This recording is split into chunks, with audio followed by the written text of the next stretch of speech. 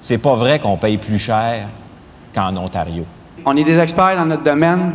Vous êtes des experts en politique, en économie. Ma question, c'est qu'est-ce qu'on peut faire? Qu'est-ce que vous nous suggérez de concret pour renverser la situation et arrêter l'hémorragie? Ce qu'il faut faire, c'est que les organisations syndicales, féministes, de femmes, écologiques, parce que les barrages privés sur les rivières, ça revient. Ça, on avait gagné ça à un moment donné. Ça revient encore, cette affaire-là. Alors, les groupes écologistes, les groupes communautaires, il faut quelque part qu'on recrée des solidarités, mais pas juste des solidarités chacun dans notre... C'est vrai que les parents des centres de la petite enfance se sont mobilisés en juin. 25 000 personnes, c'est pas rien, ça.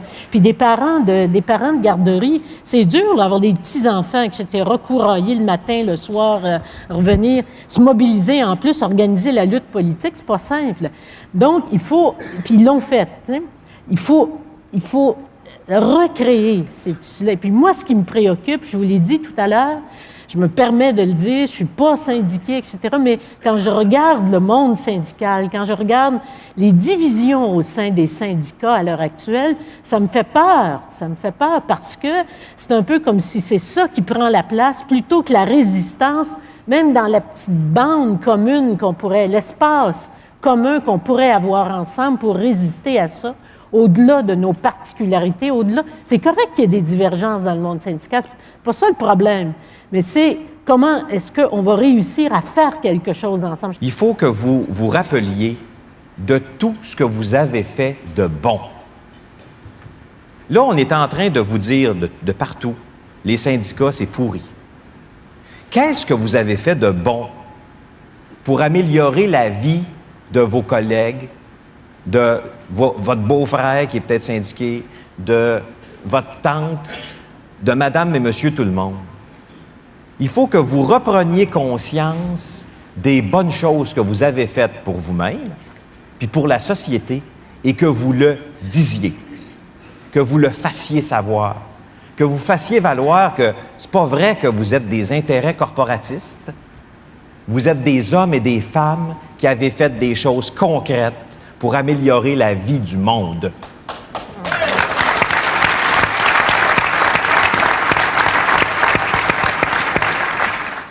Notre problème, c'est qu'on est 400 ici, mais au syndicat des métallos au Québec, on est 59 000. Ça veut dire qu'il en reste 58 600 qui sont pas ici, puis qu'eux autres, là, il va falloir les convaincre à quelque part, là, hein? Il va falloir leur dire qu'est-ce qu'on fait, qu'est-ce qu'on croit, puis qu'est-ce qu'il faut faire, puis qu'il faut la stopper, la droite. Puis c'est pas évident, on fera pas ça dans une journée. Puis quand on va retourner chez nous, là, notre question, c'est qu'est-ce qu'on va faire, comment on va faire, quels outils on va prendre pour les convaincre qu'eux aussi doivent embarquer dans cette bataille-là. Il faut se mobiliser, il faut s'organiser pour convaincre tout de suite nos membres de prendre des autobus de la région de Montréal, puis de la région de Saint-Jean, puis de la région de Sainte-Thérèse, puis de la région de Trois-Rivières, puis au Saguenay-Lac-Saint-Jean, puis un peu partout. Les gens de la Côte-Nord prenaient l'hélicoptère ou un avion, vous êtes loin, on sait, là. OK? Il faut se rendre à Québec, puis dire à Charest qu'on n'est pas d'accord, puis rapidement. Mais la job, c'est d'aller convaincre nos membres, des informer, de les convaincre. Il faut qu'ils embarquent. C'est une bataille qu'on ne gagnera pas dans 3 mois. On a besoin de temps pour convaincre nos membres, pour Charest le renverser puis le mettre dehors. Ouais.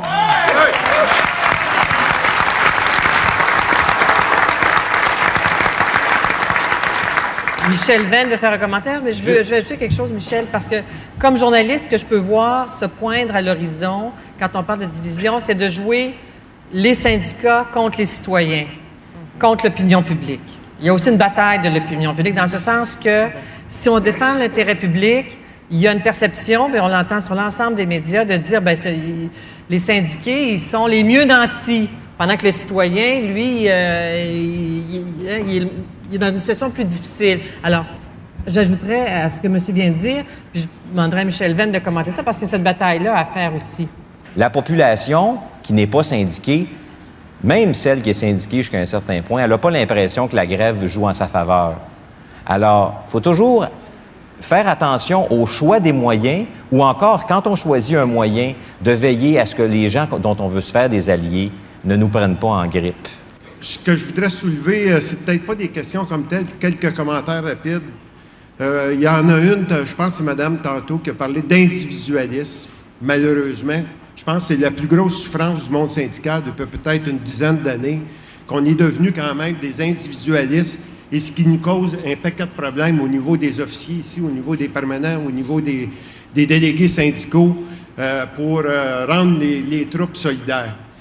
Mais je pense que M. Charest, on va le remercier pour une chose, c'est qu'il est en train de nous réveiller comme il faut pour faire en sorte que l'individualisme soit un petit peu mis de côté pour qu'on revienne solidaires ensemble.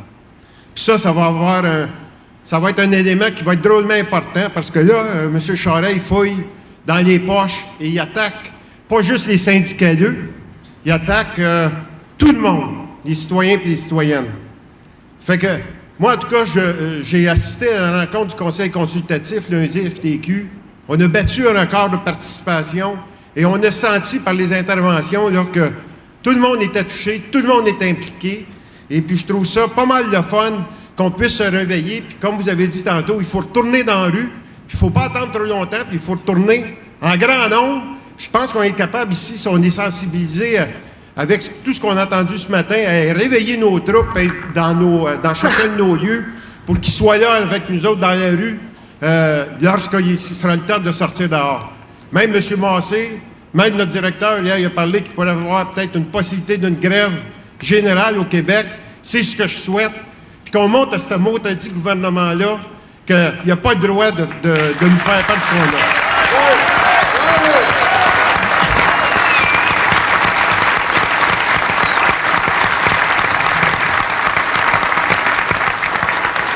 Alors, monsieur, c'est vous qui avez le mot de la fin. Je vais demander d'être bref. Je voulais vous remercier personnellement pour deux choses. Michel, Lorraine, Pierre et puis Anne-Marie. Ce que vous avez fait aujourd'hui avec les délégués, les gens présents ici, c'est clair qu'éventuellement, vous nous avez d'abord informés. Vous nous avez informés sur ce qui se passe. Je pense que c'est important. Puis vous nous avez fait réfléchir. Puis je suis sûr que cette réflexion-là, elle va suivre son cours, puis elle va nous aider à prendre des décisions dans les mois à venir.